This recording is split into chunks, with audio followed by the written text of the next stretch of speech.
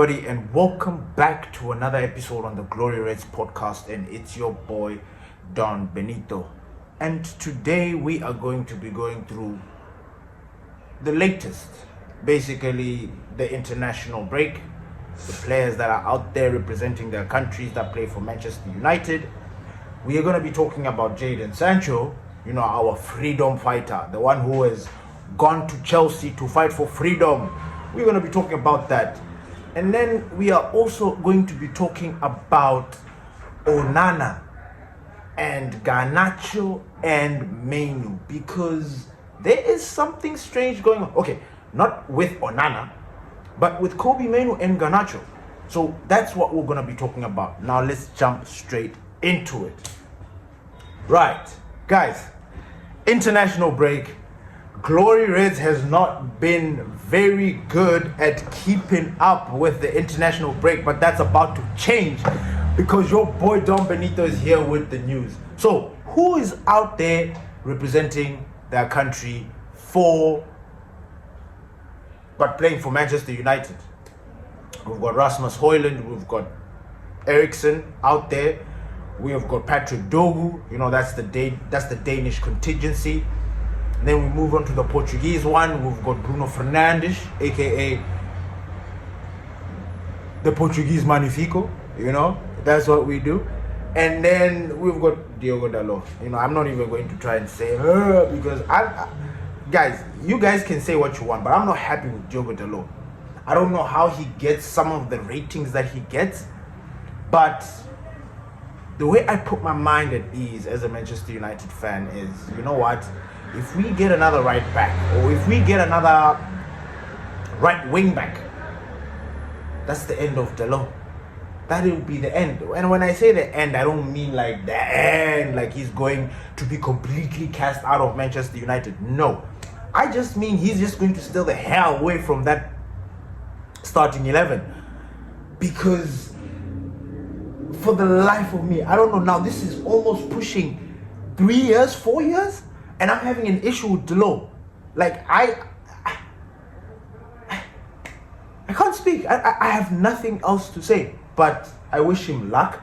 Now, one of the best attributes, or one of the best things that I can say about Diogo Dalot at the moment is his ability to remain fit throughout this chaos. I don't know what it is that our Portuguese are doing. I don't know what it is our Portuguese are taking. I don't know what it is our Portuguese guys are doing. But these guys don't just get injured. Now you look at our Magnifico, our Captain Fantastic, Bruno Fernandes. This guy is available 24/7, 7 days a week. Like, Bruno Fernandes, you can literally run to his house, wake him up when he's sleeping. Hey Bruno, we've got a game, and he will wake, like he will be. By the time you're like, Bruno, he's already on the pitch there, like already tossing with the referee. That's Bruno Fernandes. Always available, Mr. Reliable. And I'm sorry, that is the same thing that goes with Diogo Dalot. That's the best thing I love about Diogo Dalot at the moment. The fact that he remains available to play for us. That's it. But other than that, I'm not pretty happy. I'm not. I don't see Diogo Dalot helping us moving forward. I don't. I see him as a liability. I actually see. We will get more into that. Who else is out? Uruguay. Ugarte. Ugarte is gone. We've got Onana is with Cameroon. Marcus Rashford. Now I know Marcus Rashford is not a United player per se right now, but he's been called up for England. He's up there doing his thing. Like, he's back. He's back home. Where football was coming. He's back home. So I'm happy. Who else is? I think Nusai Mazraoui, Matthijs de Ligt. Matthijs de Ligt one was a tricky one because I don't know what it is about Van Gaal, but Van Gaal has got this thing that he does with Dutch players that play at Manchester United. He's so bitter.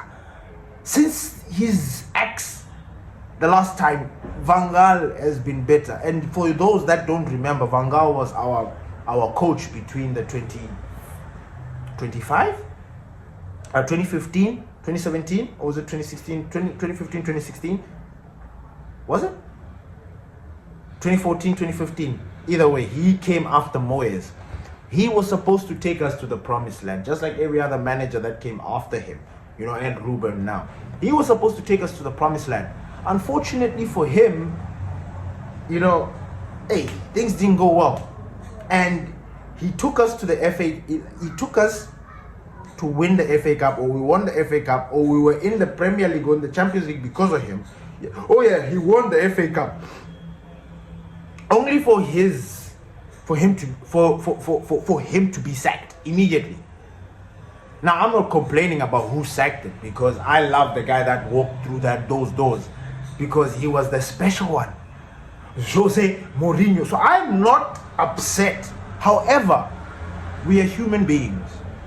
Louis van Gaal and his family went through a tough period during that time. I read an article about what Louis van Gaal said, and it actually touched me, because they were not expecting it. It came from nowhere. Nobody told him that he was going to be sacked. Nobody prepared him. Nothing. It was just boom. You are winning the FA Cup for Manchester United. Next thing, you're packing your stuff and you're gone. According to Louis van Gaal's wife, Louis van Gaal cried. Like, it was an emotional time. Now, I had to give you that background story so you can understand why I'm saying this about Louis van Gaal. Because ever since then, Louis van Gaal has got a personal vendetta with Manchester United, whether you guys want to believe it or not. But that guy has got something to say about United every time he gets a chance. Worse off if players for United that represent the Dutch team, forget, he's the Dutch national coach.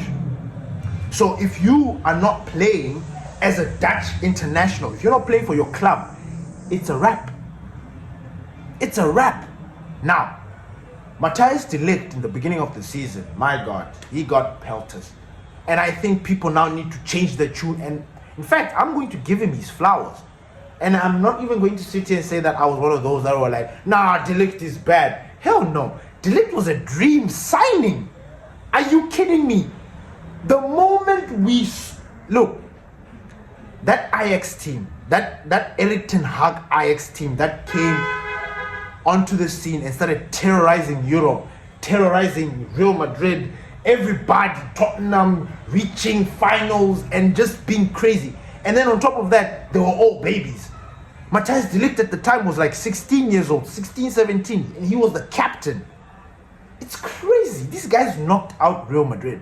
This was Erik ten Hag. Now, I'm not trying to do some throwback where I'm talking about Erik. No, I'm just trying to make a point.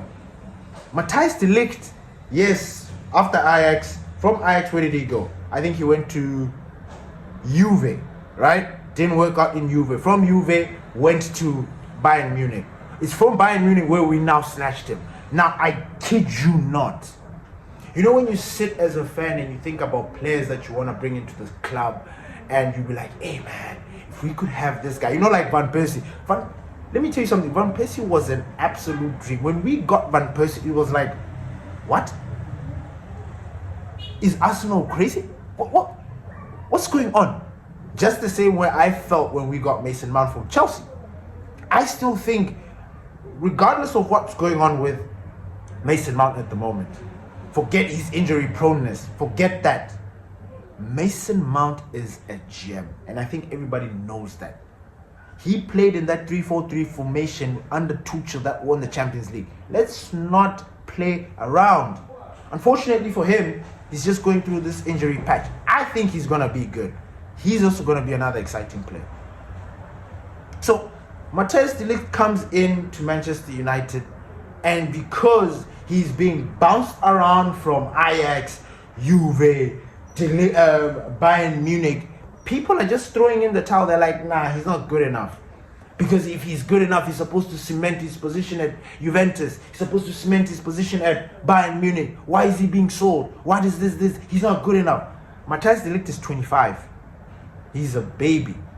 Like, we've got another good 7 years, 8 years with this guy, if things go according to plan. This guy is a future captain material. And here he is performing, like pulling off some high-level IQ defensive moves that just drive me crazy, and he's not getting the credit. And in the beginning, he was getting shit for, like, he's not gonna make it into the Dutch team. He wasn't making it to the national team. It was tough. But here he is now in the national team, proving everybody wrong. Like, hey, what's up? Yes, they have got other defenders that are also, they've got Virgil van Dijk, they've got, who's the other defender that they've got? Anyway, the name is here, it's just, but yeah. So Matthijs de Ligt has turned things around, and I actually believe that this guy is the real deal. He's the future. Like, we need, now that Harry Maguire is not with us, like the fact that Harry Maguire is injured and we have to wait to see these guys do their thing, it is actually nice seeing De Ligt with with whoever it is that he's with, whether it's with Mazraoui or if it's with Aiden or Yoro or Delo, I don't know. Like, I'm happy to see the new guys coming through and doing that thing and doing a freaking stellar job. I am impressed with our defense. The only kicker, or the only thing that makes me nervous, is our goalkeeper, which is another story that we need to bring in, because Florian Plettenberg, was it Florian Plettenberg? No. Stories are coming out, these are bombers, big bombers, that Onana doesn't inspire confidence. Onana doesn't inspire confidence. Yes, even for me. Even me. I am not confident. Can I tell you something that's going to shock you beyond whatever? Maybe it might not shock you, but I would rather have Altay Bende in the post, getting used to it, because he's probably rusty now again, because he hasn't been playing for a long time. But you put him in there, I think that guy becomes a United legend. Honestly, he's tall, he's strong, he makes sure that his box is secure, and I mean the 18 box. So I Onana, on the other hand, first of all, he's not Amorim's signing. That's number one, right? We need to understand that every manager needs to come into the club and feel like he has imprinted his values or his signature or whatever it is into the team. Now, like I said, Onana is not a Ruben Amorim signing. Onana was an Erik ten Hag signing. And what we bought Onana for, based on what Erik ten Hag told us and everything that they were telling us, we were expecting to have a ball-playing goalkeeper. A goalkeeper that's good with his feet. In other words, an extra player. A goalkeeper that can pass. Now, you're probably thinking, wait, what prompted Erik ten Hag? Because I know a lot of you football fans, you tend to forget. But do you remember the Champions League final? Inter Milan versus Man City. I think that was one of the best Champions League finals we've watched in a long time. 1-0 ended. These guys won, yes. Onana was absolutely marvelous. He was unbelievable. Onana was, I remember watching that game and thinking to myself, damn, if David De Gea can do this, I think we have got a complete goalkeeper, because he was passing balls through the lines. Like, he's a goalkeeper, but he's passing the ball, like he's passing through as if he's on the pitch, right? and the ball is cutting through the midfield, like it's cutting through players and getting to the striker or the number 10 or the midfielder that's going to receive the ball. Like, it was insane and it was beautiful to watch. That's what we brought Onana for. Not to come here and give us heart attacks all the time. No. So there's a story that's coming out that's saying that, no, listen, United are looking into bringing in another goalkeeper, or they're trying to sell Onana. This is tricky. It's delicate because, number one, the club is broke. The club has got no money. You heard Sir Jim talking about we have to sell to buy, or we have got 89 million that we still have to pay. We've got players that we still need to pay. You know, there was no encouragement in any of the things that the Sir Jim and his team did or said to us. The only thing that was nice for them is for them to show us is the stadium. Oh yes, they've even released the new details of the stadium. Oh my God. My daughters and your guys' kids, like the new what's the new generation going to be? Gen millennial or what? Gen what? Gen A, whatever. The next generation are the people that are going to enjoy that new Old Trafford or whatever, because we still don't know the real name of what it's going to be called. But then again, we find ourselves in a situation where we're looking at what the club is doing and we literally cannot do anything. Our hands are tied. And then you get the hierarchy coming to us and speaking to us with no confidence. You know, Sir Jim, can I just say something? This is just me going left a little bit. I'll be back. I'm just going left a little bit. You know, something about Sir Jim that, I don't know, from the first day he walked through, like came into or took charge, something just told me that, nah, he's one of them and he's not ready. I don't know why. Because, no, actually I do have an idea why, because I just don't want to make it feel some type of way. Because prior to purchasing a stake in Manchester United, Sir Jim flirted with a lot of clubs. He wanted to buy Chelsea, he wanted to buy this. He was all over the place. Then he finally gets this deal of a lifetime with the Glazers, and it's Manchester United. And who's going to say no to Manchester United? The biggest club in England, one of the biggest clubs in the world, rich in history, rich in everything. Why not? He walks in and starts giving us demands. Okay, we're listening, blah, blah, blah. The list, blah, blah, blah. Boom, boom, boom, sacking people. And then you start to be like, this is not what we want. This is not what we're signed up for. No. This is not what we wanted. We wanted people to come in, first of all, remove the debt. Because the debt that surrounds Manchester United at the moment, it is the only thing that slows us down or makes us not be robust and more aggressive in the transfer market, because we have to think about paying off this loan. And this loan, it has got interest and what. Look, I'm not even going to try and bore you with the details, but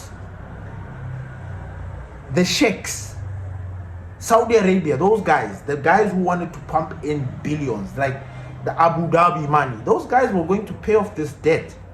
We were not going to be thinking about, Manchester United needs to pay off debt, and then now, because we would know that all the funds, be it whatever it is, will go to the stadium, whether it is renovation, and the team. It is the team that needs the attention. This other stuff can come after. The stadium, the what, commercial. Man, we need to focus on the team. If that team is not ticking, nothing happens. Nothing happens. We are back here, pissed off, angry, shouting at each other. And again, do you know how the Glazers and Ineos, these people, they have really pulled a wool over us. They've made us forget about the protesting and what we were trying to accomplish. They made us forget. They did. No, I mean, I didn't forget, because I'm still looking at them and be like, hey, like, I see you. Like, you're not hiding, Sir Jim or Avram Grant. Like, you're not hiding. We see you guys, like, plain as day. We see your moves. Like, you know, I'll give you just a simple one. Aiden, during the weekend, had a horror. I don't know if people remember that tackle, but I don't know. It stuck in my head. I've not seen the replay. They didn't show the replay, but I remember seeing it as it was happening, and that image couldn't stay off my head. It almost felt like that player was surfing on Aiden's leg, his left leg, whatever it was. That's why it was so bad. Anyway, Aiden comes out and starts telling us that no, he's okay, he's hoping to get back to us fast, you know, back fitness. Why isn't the club updating us? Why? You see, it's these things, it's these small things. You know, in relationship, women, they'll always tell you, no, it's the small things, baby. It's the small things. I want you to carry my cup or to carry my handbag. It's the little things that count. There's little things count as well here at Manchester United. Ineos. The little things matter. We need to know. We are so invested. We are so invested in this club, you can't believe. It's a religion. So you can't sit here and expect us to formulate any kind of conclusion about what's going on. We saw Aiden was injured. We were waiting for an update. The club was supposed to update us and let us know the prognosis, the whatever medical term that they use. What's that term? Diagnosis. Yeah. They were going to diagnose him, give us the OSIS. You know what I'm saying? The prognosis, the OSIS, whatever. They were going to give that to us, and we know as fans, and we can start formulating in our head, thinking, okay, Aiden is coming back. Because I kid you not, Manchester United fans are dying to see that boy back and fit, because they were impressed with what he did. This boy has played for us. First came on as a substitute, then comes on, starts the game, and he plays. Oh, Aiden heaven, my boy, that boy was heaven sent, I'm telling you. So it's these little things. Just update us on our players. Update us on Mount. Update us on Maguire. What's going on with Harry Maguire? It's been quiet. Harry Maguire has been one of our best defenders this season. Are we just going to chuck him away now on the side like we don't care? No, I want to know. Because I have been giving Harry Maguire shit for a while. You know, I gave him shit. That time when he was not himself, I gave him shit. But the moment Harry Maguire turned things around, I was there. Unfortunately for some people, they just cannot hold on to, like, they can't switch it up. I can. If you do good for my club, best believe I'm going to give you praise for that. But when you start doing nonsense like what the law is doing, then I'm going to come after you. And at the moment, Harry Maguire is an important figure at Manchester United. They need to extend his contract. We need to get rid of Evans, the Lindelofs, the other. Harry Maguire, because he's of age, will become that defender. You know, that guy. He'll become the Evans, if you know what I'm saying. That's what it should be. That's how it should be. So, the international break is out there. I'm happy for some players, you know, like De Ligt. With De Ligt, it is vindication, because this guy has been working his ass off for Ruben Amorim. He deserves the call up. Whether he's going to play for his national team or not, we're yet to see. But we will be watching. We will be watching, and we will see. And it's fine. You know, I honestly, like, if our players that are I know Bruno's going to play for Portugal. I know it is a fact. If they happen not to play, and it's almost like a little holiday, I'll be happy, because these boys need the rest. They need it. it's been a hectic season, especially with the ups and downs with injuries and all that. It's been hectic. So these guys really need this. They do. And then the second topic I wanted to talk about was our freedom fighter, Jadon Sancho. Freedom. Jadon Sancho. What? So again, now this was the Florian Platinum Gold bomber. Because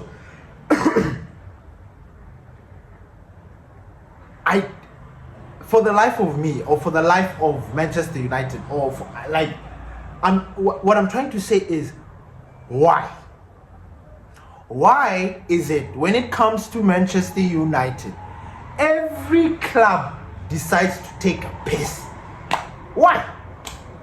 I will wait. Why is it that things are always difficult with Manchester United? And sometimes you try to ask yourself this, why? But why? And you can't, it's a simple question, but why? But you cannot get the answer. You can't get the answer. Because this club, oh my God, what is happening?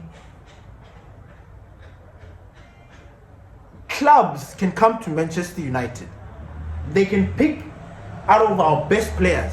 Yeah, this is just a scenario of the things that are happening in Manchester United. Things that have been happening post Sir Alex Ferguson right up until now. A team, powerful or if it has money, comes to Manchester United, looks at the squad, looks at the players. I want that player. That player is not good. I mean, he's good for Manchester United. That player is probably asking for a contract, a pay raise, right? United are like, nah, get him gone. This guy goes. 1 minute we are signing a player that is very, very good. 1 minute we are not. 1 minute we're giving a contract to somebody that doesn't deserve. 1 minute we're not. 1 minute we are releasing a defender and not signing. 1 minute we are releasing a striker and not adding. 1 minute we are sending players, wingers, fullbacks, 3 or 4 players out without replacing. It's a shit show. It makes no sense. But this is Manchester United, right? This is our club. So now, here's the latest thing. I was saying all of that because I was trying to get to my point. You see, every club this season, even in the past, let's just say post-COVID, right? If a player, and you can correct me if I'm wrong, please leave a comment down below, engage me. I need to find this out because I'm not too sure. Nah?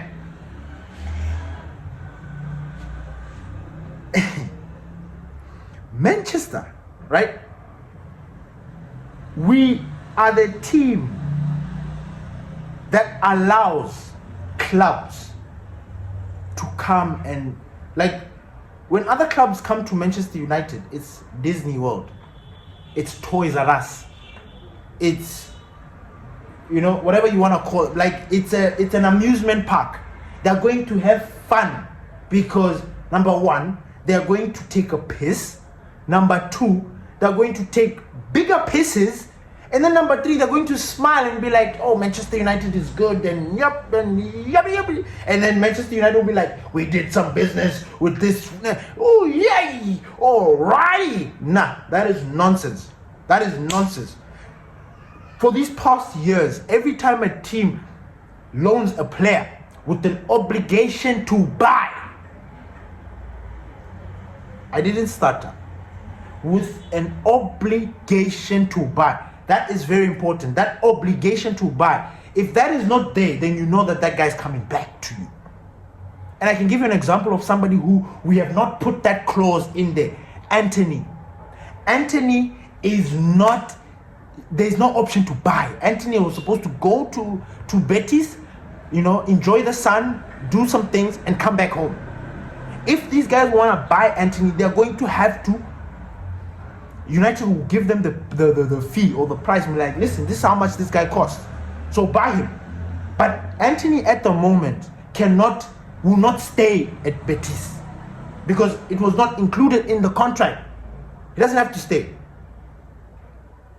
Jadon Sancho, however, even Marcus Rashford, however, there is a bit of a clause in there that says with an obligation to buy, which means at the end of the season, depending on performance-based bonuses, right? Whatever the contract between the player they decided, if he has accomplished those things, he stays. The club buys, with an option to buy. Right? Now everybody else knows, and it has been standard procedure. Like, I think maybe there have been 1 or 2 signings, like deals that broke, that didn't work because of this situation. But the majority of the deals that happen with an obligation to buy, they happen. The player goes and it's buy. Chelsea are coming back now saying, hey, this freedom fighter of yours, take him back. We don't want him. We don't want Jadon Sancho. We don't want him. Take him back. We don't want him. No. There are literally, and this is how ruthless Chelsea are. Chelsea, when they came to get Jadon Sancho, it was a celebration. We're getting a new superstar. Hey, Jadon Sancho, he's gonna come in and do all these things. He's gonna score. He's gonna assist. Well, we told you guys, you didn't listen to us. We told you that this boy. Now, I'm not saying that Jadon Sancho is a problem at Chelsea. He probably loves it there in London. But he's not living up to the hype. He's not living up to his price tag. He's not living up to what he is supposed to be doing at Manchester United or at Chelsea. And now I'm starting to believe that Jadon Sancho, I think he will thrive in other leagues and not the Premier League, because when he went back for his little stint at Borussia Dortmund, when he went back, for his reunion with his German guys there, he was happy. Everything was good. He was playing football in the Champions League. He pocketed, he absolutely humiliated Mendes, the same Mendes that put Mohamed Salah in his pocket for 2 legs. So you see how football is. You understand? But Jadon Sancho has done so much damage to his reputation with Manchester United that I do not believe that there's any Manchester United fan that wants him back. Those that do, they are, what can I first call you? I think you're just the new, new generation fans, and you don't understand football that well. Because if we want to go into it, because one of the reasons why I don't want Jadon Sancho is his attitude. That situation that he had with Erik ten Hag could have not been a situation if he just played his part. I'm a football player. I played football. The way I was raised in the game is you just follow instructions, bro. Do what you're told. Simple as that. The coach is there to tell you, Wagwan, you do this, you do it like this. If you don't do it like this, my friend, you will child the bench. How will you grow? So Jadon Sancho did that to himself. So Chelsea coming here saying that now they are willing to terminate that agreement and send Sancho back. Hey, send him back, but he's not welcome. We don't welcome Jadon Sancho. I'm sorry. Personally, I don't welcome him back. He's a cancer. He is something that is hurting the club. That attitude. You can even see with what this. You guys are probably wondering where I'm going with this freedom fighter. What was that whole thing with him saying freedom for Marcus Rashford when Rashford secured his deal to Aston Villa? What was that all about? We saw it. We didn't like it. We thought that was tacky. We thought that was unprofessional, especially from your parent club. Saying freedom like there's some problem. Ruben Amorim is there. He's the gaffer. What freedom are you talking about? If you want to say freedom and try and take a piss, talk about Erik ten Hag, the guy that you had a problem with. But if we're going to talk about what's going on right now, miss me with that. This attitude for these small boys, this new generation. You see Dele Alli from Tottenham. You saw what He burst into the squad, like he burst into the scene, did his thing. I don't know what happened, but whether it is fame or whatever it, play football. Don't get too ahead of yourself. Don't. Just focus on that and play football. Chelsea are willing to terminate his contract and send him back. Of course.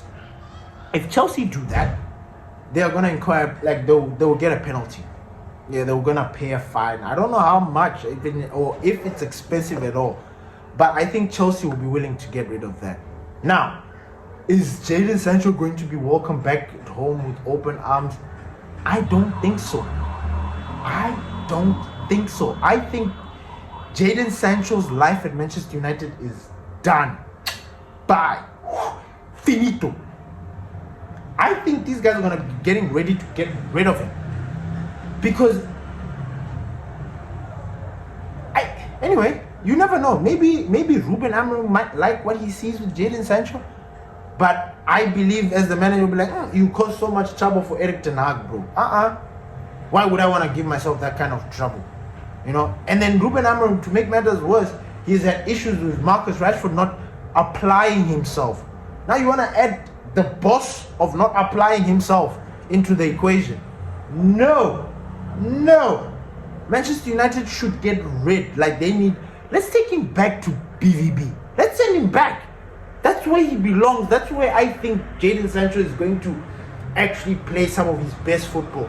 Because there is something about him and that club. There is a love story there that you just cannot fathom or understand its depth. But there's a love story there. And every time he goes there, every time he's around that environment, he is himself. You might say he is himself at Chelsea, but I don't think so. Chelsea is competitive. Those guys, they are out to win. There's a lot going on at Chelsea as compared to Borussia Dortmund. So yeah, that's the situation with Jadon Sancho. I was just like, listen, I don't want this. I don't want him back. He's already given me enough stress. I fought a lot of fans, you guys, over Jadon Sancho. For what?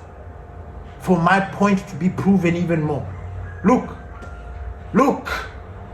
The thing we were talking about Jadon Sancho in our previous episodes, you go and look back. It was this. This kid is a problem. Now, if he's not being used as much, they're Chelsea and they're... Why are they... Look, if Jadon Sancho is such the golden child or the child or the whatever he is, why are they wanting to terminate his contract? Why are they trying to get rid of him like he's a disease? Why? If you can explain that to me, then and give me some logical explanation. No, it's Jadon Sancho. Like Maresca is thinking about switching it up. Maybe he wants to use this. Maybe they're thinking about bringing Bradley Bacola or whatever signings. You give me an answer like that, I'll take it. I will take it and I will listen and I'll understand. But don't come and tell me about Jadon Sancho and his attitude and what. We warned you guys. We warned all of you. And then you look at his best friend Marcus Rashford. He followed through. Now, lucky for Marcus Rashford is in the national team. You know, big up for him because I'm actually happy. He'd been off. He'd been out for some time. You know, international break. Like this is just for 2 weeks. You know, he's gonna play 1 or 2 games. Is he gonna play 90 minutes? We don't know. Does that mean that Marcus Rashford is back completely in the whole setup there? England, is he going to be coming back and forth? We don't know. But one thing we do know is that in order for you to cement yourself in that starting 11 for England is if you're representing your club. You all know that. I know that. You play good for your club, you represent your country. It's as simple as that. So that is what is going on. And then Mainoo, Garnacho. We talked about Mainoo and Garnacho in our previous episodes. I talked about Garnacho in the Mainoo Money episodes where I said, don't be surprised if the club are preparing us for the inevitable exit of these players, because that's how I'm seeing it. The stories about Garnacho and Kobe Mainoo, like, that very difficult to ignore. Very, very difficult to ignore. These two players, when you look at where they've come from, how it started, it's a remarkable story. To actually think about where they're going now, that these kids could be out the door, is madness. A year ago, or even 6 months, or a year ago, let's just say a year ago, these kids were like, we were literally saying, if these kids are not in the starting lineup, we quit. It was like that. You know, like, they were the next generation, the kids that are going to take up this mantle from these senior players and push the team forward. Garnacho, oh yes, was very young. He just had his first season from the academy, breaking into the first team. Kobe Mainoo, the same thing. So it was very, very tricky. Now, with the financial difficulties that we are facing at the moment, I am this feeling that Garnacho, Kobe, these guys are going to be part of the deals that are going to happen. And the stories of, you know, like there was one story that was talking about Manchester United are looking into like offloading certain players to make funds so that Ruben Amorim can buy players, you know. So in that same article, they talk about Eriksen, Lindelof, Casemiro, and they throw Kobe Mainoo's name in there, like it's like, and we're like, wait, what? Why? Why Kobe Mainoo? Of all those players, he's the only baby. Those guys there, veterans, all babas, like maybe even grandfathers, and Kobe's the only grandchild there. So why are we trying to sell Kobe? One of the best English talents that has emerged in the last 12 months. Played in the Euro. Kid played his first Euro, but the way he played it, it's like he's been playing Euro for decades. That's how good Kobe Mainoo is. We're still trying to figure out his best position in that team and in Ruben Amorim's system, but he is a player we cannot do without.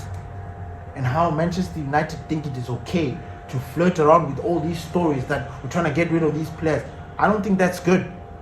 That stresses me. That puts me in a tailspin every single time. Do you know the amount of mental health damage or trouble this club can give one person, especially like if they invested in it? So this situation of Kobe Mainoo, again, another story coming out, he's included in that list of players that will be sold. Excuse me. So now I think about it. I look at those players that are there, especially the veterans, the older guys, the guys that are there doing why? Not even why. How much can we get from those guys if those deals were to go through? We're not even gonna get much. Honestly, even if we were to sell those 4, I don't think we'd get 50 million. Apart from Kobe Mainoo. I'm talking about Lindelof, Casemiro, Eriksen.